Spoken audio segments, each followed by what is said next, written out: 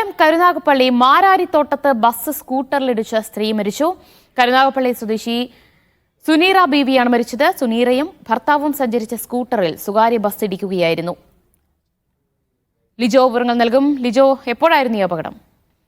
ദിവ്യ, വൈകിട്ട് 6:30യോടുകൂടിയായിരുന്നു ഇത്തരത്തിലൊരു അപകടം കരുനാഗപ്പള്ളിക്ക് സമീപം നടന്നത്. കരുനാഗപ്പള്ളി മാരാരിത്തോട്ടം ആൾത്തറമോട് ജംഗ്ഷനിലായിരുന്നു വാഹനാപകടം ഉണ്ടായത്. മറ്റൊരു വാഹനത്തെ ഈ സ്വകാര്യ ബസ് ഓവർടേക്ക് ചെയ്ത് വരുന്ന സമയത്ത് ഇവർ സഞ്ചരിച്ചിരുന്ന സ്കൂട്ടറിൽ ഇടിക്കായിരുന്നു. അതായത് സുനീറ ബീവിയും ഒപ്പം തന്നെ ഭർത്താവായിട്ടുള്ള അബ്ദുൾ സമദും സഞ്ചരിച്ചിരുന്ന സ്കൂട്ടറിൽ ഇടിക്കുകയായിരുന്നു എന്നുള്ളതാണ് കരുനാഗപ്പള്ളി പോലീസിൽ നിന്ന് മനസ്സിലാക്കാനായിട്ട് കഴിഞ്ഞത്. ഉടൻ തന്നെ സുനീറ ബീവിയെ ആശുപത്രിയിലേക്ക് കൊണ്ടുപോയെങ്കിലും ജീവൻ ആയില്ല. ഇവരുടെ ശരീരത്തിലൂടെ ഈ ബസ് കയറി ഇറങ്ങി എന്നുള്ളതാണ് നാട്ടുകാരിൽ നിന്ന് നമുക്ക് മനസ്സിലാക്കാനായിട്ട് കഴിയുന്നത്. ഈ ബസിന്റെ ഒരു അലക്ഷ്യമായ ഡ്രൈവിംഗ് തന്നെയാണ് ഇത്തരത്തിൽ ഒരു അപകടത്തിലേക്ക് കലാശിച്ചതെന്നാണ് മനസ്സിലാക്കാൻ കഴിയുന്നത്. നിസ്സാര പരിക്കുകളേറ്റ അബ്ദുൾ സമദ് ഇപ്പോൾ ചികിത്സയിൽ കഴിയുകയാണ്.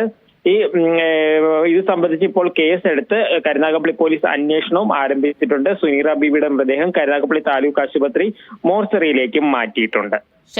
ലിജോ റോളൻസ് ആണ് കൊല്ലത്ത് നിന്ന് വിവരങ്ങൾ നൽകിയത്.